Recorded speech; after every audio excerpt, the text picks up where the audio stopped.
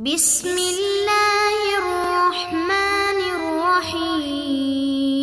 بسم اللہ الرحمن الرحیم۔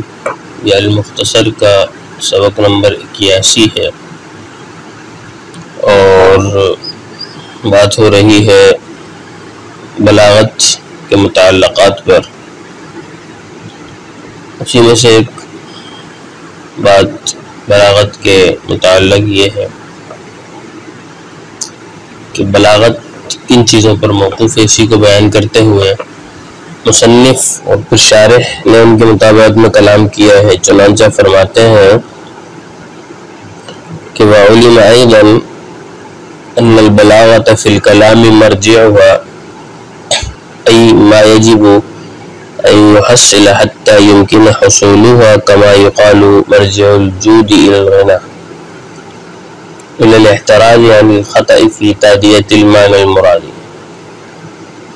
وإلا لربما أدى المعنى المراد بلفظ غير مطابق لمقتضى الحال فلا يكون بليغا، وإلى تمييز الكلام الفصيح عن غيره، وإلا لربما أورد الكلام المطابق لمقتضى الحال غير فصيح فلا يكون بليغا لوجوب الفصاحة في البلاغة، ويدخل في تمييز الكلام الفصيح من غيره تمييز الكلمات الفصيحة من غيرها لتوقفه عليها۔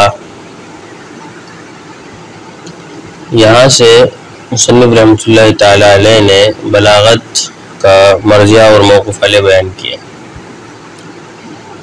بلاغت کے بارے میں جو مرجع کا لفظ انہوں نے متن میں استعمال کیا اس سے مراد یہ موقوف علیہ ہے، یعنی وہ چیز جس کا حاصل کرنا بلاغت کے حاصل کرنے کے لیے ضروری ہے، جسے کہا جاتا ہے کہ مرجع الجود الی الغنى، سخاوت کا موقوف علیہ اور سخاوت کا مرجع جو ہے وہ غنا ہے، یعنی ایسی چیز کا موجود ہونا ہے جس سے سخاوت کرنا ممکن ہو، وہ کہ وہ کم ہی ہو۔ تو غنا سے مالداری مراد نہیں ہے، بلکہ وہ چیز مراد ہے کہ جس سے سخاوت وجود پذیر ہو جائے۔ تو یہاں پر بھی مرجع سے یہ مراد ہے کہ جس سے بلاغت وقوع پذیر ہو جائے، گویا کہ بلاغت ان پر موقوف ہے۔ تو خلاصہ یہ ہے کہ مصنف رحمۃ اللہ تعالی علیہ یہاں ان چیزوں کا ذکر کرنا چاہ رہے ہیں کہ جس پر بلاغت کا تحقق موقوف ہے، جس کے بغیر بلاغت کا تحقق ممکن نہیں ہوگا۔ لہذا انہوں نے یہ کہا ہے کہ بلاغت کا جو مرجع اور موقوف علیہ ہے، یعنی جن کا پایا جانا بلاغت کے تحقق کے لیے ضروری ہے، وہ دو چیزیں۔ ایک انہوں نے بیان کیا ہے کہ معنی مراد کے ادا کرنے میں غلطی سے اعتراض، معنی مراد سے اصلی معنی نہیں ہے معنی موصولہ، بلکہ وہی خصوصیات اور نکات مراد ہیں جو حال تقاضا کرتا ہے، جو مقام کے مناسب اعتبارات ہیں، جس کا مقتضی حال کہتے ہیں، وہ مطلب ہے۔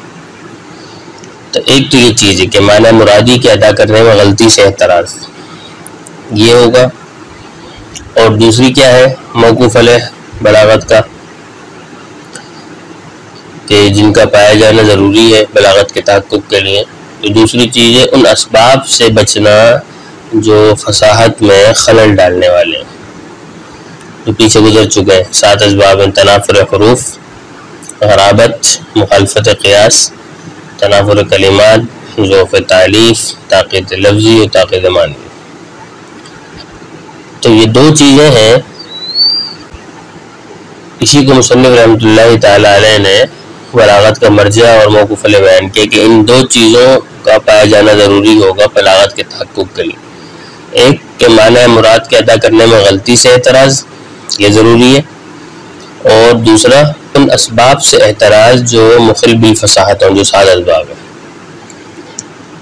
اور انہی 7 اسباب سے بچنے کو، ان اسباب سے اعتراض کو مصنف رحمۃ اللہ تعالی علیہ نے یوں کہا ہے کہ دوسری چیز کلام فصیح کو کلام غیر فصیح سے ممتاز کرنا، یہ ہے جس پر بلاغت موقوف ہے، یعنی گویا کہ یہ موقوف علیہ بلاغت کا اسباب، ان اسباب سے اعتراض جو مخل بالفصاحت ہو، یہ دوسری چیز ہے۔ دو چیزیں ہو گئیں، ایک ہے معنی مرادی کے ادا کرنے میں غلطی سے اعتراض، یہ موقوف علیہ یہ ہوگا تو بلاغت کا تحقق ہوگا. دوسرا مخل بالفصاحت اسباب سے احتراز، جس کو مصنف نے یوں کہا ہے کہ کلام فصیح کو کلام غیر فصیح سے ممتاز کرنا. تو یہ دو چیزیں بلاغت کا مرجع اور بلاغت کا موقوف علیہ، ان کا پایا جانا بلاغت کے تحقق کے لیے ضروری ہے. کیوں؟ اس لیے کہ اگر مخل بالفصاحت اسباب سے اعتراض ہوگا تو کلام فصیح ہوگا، اور کلام فصیح جو ہے وہ کلام غیر فصیح خود ہی ممتاز ہو جائے گا. تو مطلب دوسری چیز سے یہی اسباب سے اعتراض ہے جو مخل بالفصاحت. وَإِلَّا لَرُبَّمَا أَدَّى، یہاں سے شارح رحمۃ اللہ تعالی علیہ نے پہلے والے چیز کو بیان کیا ہے. شارح کہتے ہیں کہ معنی مرادی کو ادا کرنے میں غلطی سے اعتراض کو بلاغت کا موقوف علیہ اس لیے بنایا گیا ہے کہ اگر معنی مراد کو لفظ فصیح سے ادا کیا گیا لیکن وہ لفظ فصیح مقتضی حال کے مطابق نہ ہوا، یعنی اس لفظ میں ان خصوصیات کا اعتبار نہیں کیا گیا جن کا حال تقاضا کرتا ہے، تو گویا کہ یہ کلام بلیغ ہی نہیں ہے، کیونکہ معنی مراد ہی خراب ہو گیا. یہاں پر معنی مراد سے اصلی معنی مراد ہے، یعنی کہ اپنے معافی ضمیر کو فصیح لفظ سے ادا کر دیا گیا لیکن وہ لفظ فصیح بلاغت کے مرادی معنی کے مطابق ہے، یعنی مقتضی حال کے مطابق نہیں ہے. تو اس صورت میں لفظ میں خصوصیات کا اعتبار نہیں کیا گیا جن کا حال تقاضا کرتا ہے، تو یہ کلام بلیغ نہ ہوا. تو لہذا اس کلام میں معنی مرادی کو ادا کرنے میں غلطی پائی گئی. غلطی یہ ہے کہ وہ کلام مقتضی حال کے مطابق نہیں ہے. تو اسی لیے معنی مرادی کے ادا کرنے میں غلطی سے بچنا یہ ضروری ہے بلاغت کے تحقق کے لیے. اسی لیے پہلی چیز یعنی بلاغت کے تحقق کے لیے معنی مراد کے ادا کرنے میں غلطی سے بچنا لازمی قرار دیا گیا. وَإِلَّا لَرُبَّمَا أَوْرَدَ، سے دوسری چیز کہ یعنی کہ ان اسباب سے احتراز مخل بالفصاحت ہو، اس کے موقف علیہ ہونے کی دلیل بیان کی شارح نے. وہ یہ کہتے ہیں کہ یہ جو مخل بالاسباب فصاحت کے اسباب ہیں، مخل بالفصاحت کے جو اسباب ہیں جو ساتھ ابھی بیان کیے پیچھے، تو ان سے بچنا اس لیے ضروری ہے کہ اگر کوئی کلام معنی مرادی کو ادا کرنے میں غلطی سے تو بچ گیا، مطلب وہ کلام مقتضی حال کے مطابق تو ہے، خصوصیات اور نکات کا اور حال کے تقاضوں کا اور اعتبارات مناسب کا جو مقامات کے تقاضے ہیں ان کو پورا کیا گیا، لیکن اس میں ان تمام خصوصیت کی رعایت کی گئی جن کا حال تقاضا کرتا تھا، لیکن باوجود اس کے وہ کلام خود غیر فصیح ہے. یعنی اس کلام میں مخل بالفصاحت کوئی سبب موجود ہے، خواہ کوئی بھی تاقید ہو، لفظی معنوی یا ضعف تعریف یا تنافر حروف کلمات کوئی بھی ہو، تو وہاں پر مقتضی حال کے مطابق کلام تو ہو گیا، کلام کو ادا کرنے میں غلطی سے تو بچ گئے، خصوصیات کی رعایت تو کر لی گئی جن کا حال تقاضا کرتا تھا، لیکن وہ کلام فصیح نہ ہوا. مخل بالفصاحت اس میں اسباب موجود ہے یا کوئی سبب موجود ہے تو یہ کلام بھی بلیغ نہیں ہوگا. کیوں؟ اس لیے کہ بلاغت کے تحقق کے لیے فصاحت کا پایا جانا بھی ضروری ہے، مع فصاحت یا پیچھے بات ہو چکی ہے. تو لہٰذا ان دونوں چیزوں سے بچنا ضروری ہے. مخل بالفصاحت اسباب سے بچنا بھی ضروری ہے تحقق کے لیے، بلاغت کے لیے، اور مرادی معنی کو ادا کرنے کے لیے بھی غلطی سے بچنا ہے. غلطی کا مطلب مقتضی حال کے مطابقت نہ کرنے سے بچنا، یہ بھی ضروری ہے. دونوں چیزیں ہوں گی تو بلاغت ہوگی، تو یہ دونوں چیزیں بلاغت کا موقوف ہے. وَيَدْخُلُ فِي تَمْيِيزِ الْكَلَام سے ایک شارح نے اعتراض کا جواب دیا. اعتراض یہ تھا کہ مصنف رحمۃ اللہ تعالی علیہ کا جو کلام ہے کہ کلام فصیح کو کلام غیر فصیح سے ممتاز کرنا یہ بلاغت کا موقوف ہے. یہ جو مصنف کا کلام ہے یہ اس بات کا تقاضا کرتا ہے کہ بلاغت کلام فصیح کو کلام غیر فصیح سے ممتاز کرنے پر موقوف ہے، اور کلمات فصیحہ کو کلمات غیر فصیحہ سے ممتاز کرنے پر موقوف نہیں ہے، کیونکہ وہاں پر کلام فصیح کی بات ہے، غیر فصیح کی سے ممتاز کرنے کی کلمات کی تو بات ہی نہیں ہے. تو ان کے کلام سے یہ معلوم ہو رہا ہے کہ بلاغت جو ہے وہ کلام فصیح کو کلام غیر فصیح سے ممتاز کرنے پر موقوف ہے، کلمات فصیحہ کو کلمات غیر فصیحہ سے ممتاز کرنے پر نہیں ہے۔ حالانکہ بلاغت جس طرح کلام فصیح کو غیر فصیح سے ممتاز کرنے پر موقوف ہے، اسی طرح کلمات فصیحہ اور غیر فصیحہ کے درمیان تمیز اور امتیاز پر بھی موقوف ہے۔ تو وہاں پر تو صرف کلام کی بات ہے، کلمہ کی تو بات ہی نہیں ہے۔ تو اس کا جواب شارح رحمۃ اللہ تعالی نے دیا ہے کہ کلام فصیح کو غیر فصیح سے ممتاز کرنے میں کلامات فصیحہ کو غیر فصیحہ سے ممتاز کرنا خود بخود داخل ہے۔ کیوں؟ اس لیے کہ فصاحت کلام جو ہے وہ فصاحت کلمات پر موقوف ہے، لہذا کلام اسی وقت تو فصیح ہوگا جب کلمات بھی فصیح ہوں گے۔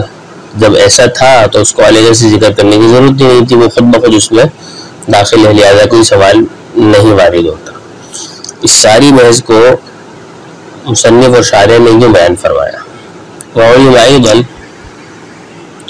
اور گزشتہ گفتگو سے یہ بھی معلوم ہو گیا کہ ان البلاغت فی الکلام، بلاغت فی الکلام یعنی بلاغت کلام کا جو مرجع ہے، یعنی وہ چیزیں یجب ان یحصل، کہ واجب ہے کہ ان کو حاصل کیا جائے یا وہ حاصل ہوں، حتی یمکن حصولها، یہاں تک کہ بلاغت کا حصول ممکن ہو۔ وہ چیز یعنی بلاغت کا موقوف ہے، کما یقال، جس طرح کہا جاتا ہے کہ مرجع الجود الی الغنا، سخاوت کا جو موقوف ہے وہ غنا ہے، یعنی غنا ہوگی تو سخاوت ہوگی، یعنی غنا سے مطلب مالداری نہیں ہے، مطلب سخاوت کرنے کے لیے کوئی چیز اس کو دے کر سخاوت وجود پذیر ہو جائے۔ اسی طرح مرجع سے یہاں پر ما یجب ان یحصل ہے، یعنی جس کا حصول بلاغت کے تحقق کے لیے ضروری ہے، یعنی جن چیزوں پر بلاغت موقوف ہے وہ یہ بات معلوم ہو گئی۔ کیا موقوف ہے؟